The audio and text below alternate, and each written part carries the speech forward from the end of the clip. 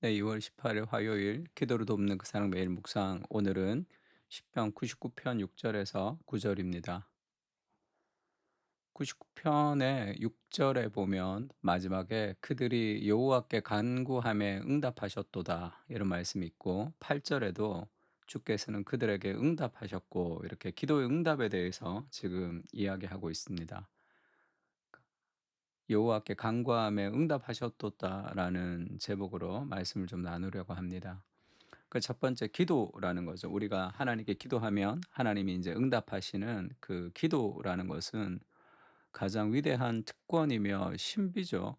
왜 하나님이 직접 일하시지 않고 우리의 기도를 통해서 하나님께서 이 땅 가운데 일하시는가? 그것은 표현하기 힘든 그런 신비로운 일이기도 합니다.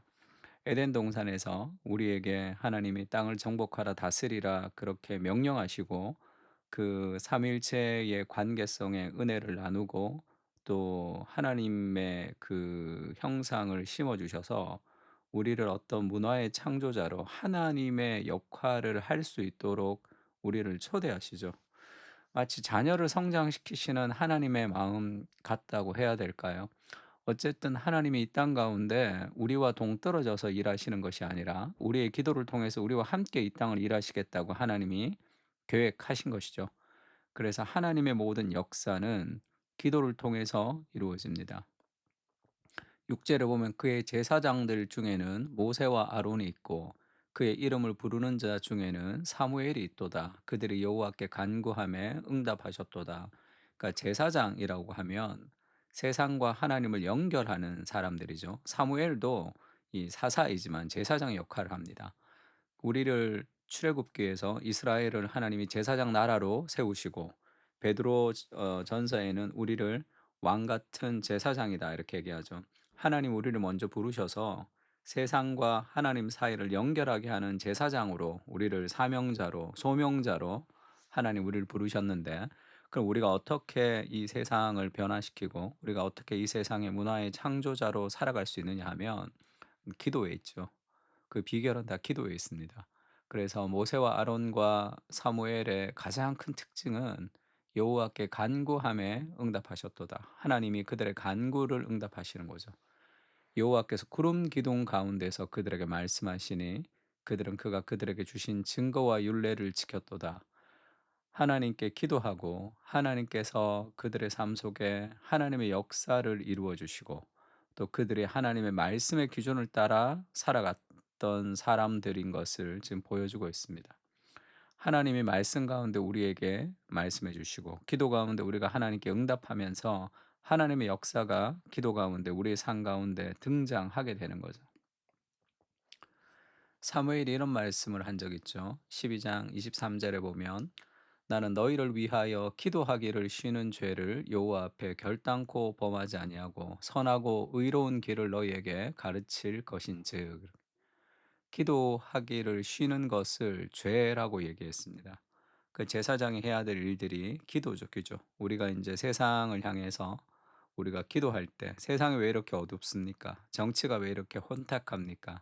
교회가 왜 이렇게 힘을 내지를 못합니까? 그 모든 것은 기도로부터 시작하는 것입니다. 기도하기를 쉬지 않겠다는 삶의 결단을 가지고 우리가 우리 개인을 위해서, 우리 가정을 위해서, 우리 교회 공동체를 위해서, 그리고 이 땅을 위해서, 세상을 위해서 우리가 함께 기도하는 거죠. 기도를 통해서 하나님이 일하십니다. 그 하나님이 일하지 않는 것처럼 느껴지는 이유는 우리의 기도가 없기 때문이다. 그렇게 우리의 삶을 각성하고 기도의 자리에서 기도를 통해서 보이지 않는 하나님께서 보이는 세상 가운데 일하시는 역사를 경험할 수 있도록 우리가 기도해야 되는 거죠. 하나님이 기도하면 들으신다 약속하셨기 때문에 그렇습니다. 그리고 모세의 기도도 마찬가지죠. 모세의 기도는 하나님의 뜻을 돌이키기도 합니다. 출애굽기에 보면 주의 종 아브라함과 이삭과 이스라엘을 기억하소서. 주께서 그들을 위하여 주를 가리켜 맹세하여 이르시기를 내가 너희 자손을 하늘의 별같이 많게 하고 내가 허락한 이 온 땅을 너희의 자손에게 주어 영원한 기업이 되게 하리라 하셨나이다. 여호와께서 뜻을 돌이키사 말씀하신 화를 그 백성에게 내리지 아니하시니라. 그 모세의 중보 기도를 통해서 하나님이 뜻을 돌이키신 사건도 있습니다. 이렇게 기도를 통해서 하나님이 일하시는 분이시다. 그렇게 얘기하고 있죠. 그리고 오늘 이 8절 9절에 보면 이 죄인인 인간의 기도를 하나님이 들으시는 이유를 그렇게 표현합니다. 여호와 우리 하나님이여 주께서는 그들에게 응답하셨고 그들의 행한 대로 갚기는 하셨으나 그들을 용서하신 하나님이시니이다. 이렇게 얘기하죠. 우리의 기도가 하나님에게 상달돼서 하나님이 온전히 우리의 기도를 들으시고 역사하시는 이유는 우리의 기도의 순결함 때문이 아니라 하나님의 용서하심 때문이라는 거죠. 사실 우리가 기도할 때 우리의 기도가 얼마나 이렇게 변질된 기도입니까? 그것을 하나님이 온전히 들으시는 이유는 하나님이 용서하시기 때문이라는 거. 그래서 너희는 여호와 우리 하나님을 높이고 그의 성산에서 예배할지어다. 여호와 우리 하나님은 거룩하심이로다. 그 거룩하신 하나님이 인간의 부족한 기도를 들으시고 우리를 용납하시면서 우리의 기도를 통해서 일하시는 그 아름다움을 찬양하는 거죠. 아까 모세의 기도도 마찬가지입니다. 어떻게 인간 모세가 하나님의 뜻을 돌이키는 일들을 할 수 있습니까?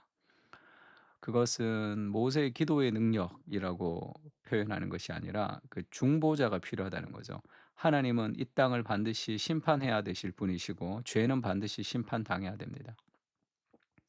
근데 인간을 사랑하시는 하나님의 사랑과 죄를 심판해야 되시는 하나님의 그 딜레마를 해결할 수 있는 유일한 사람이 중보자가 필요하다는 거죠.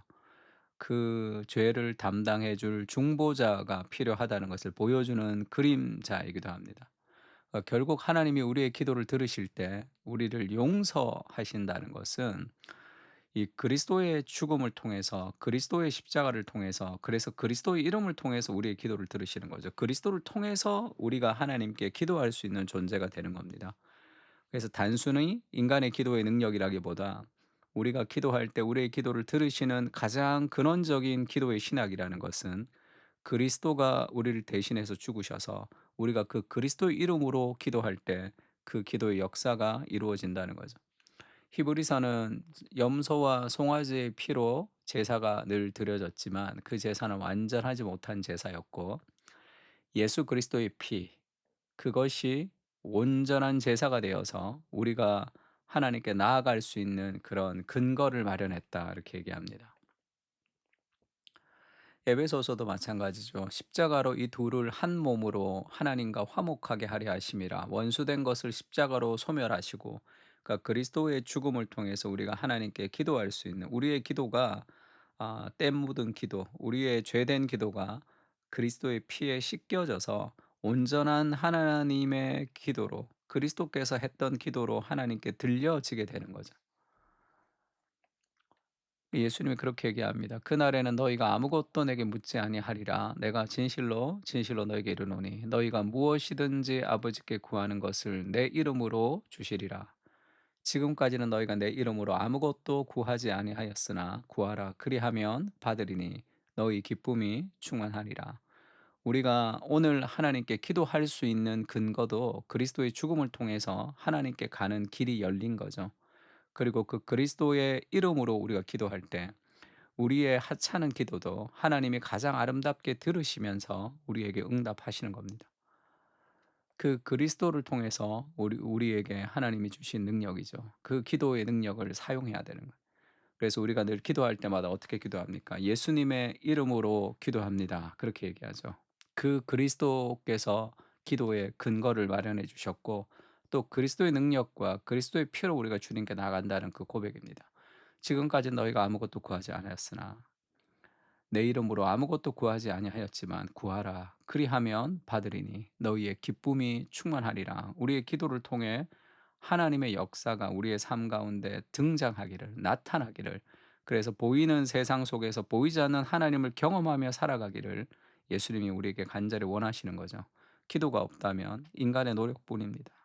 그러면 바뀌지 않는 삶의 현실 속에서 그냥 우리가 절망하고 수용하며 살아갈 수밖에 없어요. 삶의 모든 변화는 기도를 통해서 오는 겁니다. 기도를 쉬는 죄를 범치 않게 하시고 우리도 우리의 연약한 기도를 통해 일하시는 하나님의 오늘도 우리의 연약한 기도를 통해 일하시는 하나님의 일하심을 기억하게 하시고 스스로를 의지하지 않고 무릎으로 나아가며 주님을 의지하게 하여 주시옵소서. 하나님의 역사를 기다립니다. 일상의 삶 속에서 보이지 않는 하나님의 세계를 바라보게 하시고 하나님의 일하심을 기다리게 하옵소서. 아멘. 기도에 기대를 품고 우리의 기도를 통해서 우리의 일상 속에서 일하시는 그 하나님을 오늘도 초대하는 그런 기도로 시작하는 하루가 되었으면 좋겠습니다.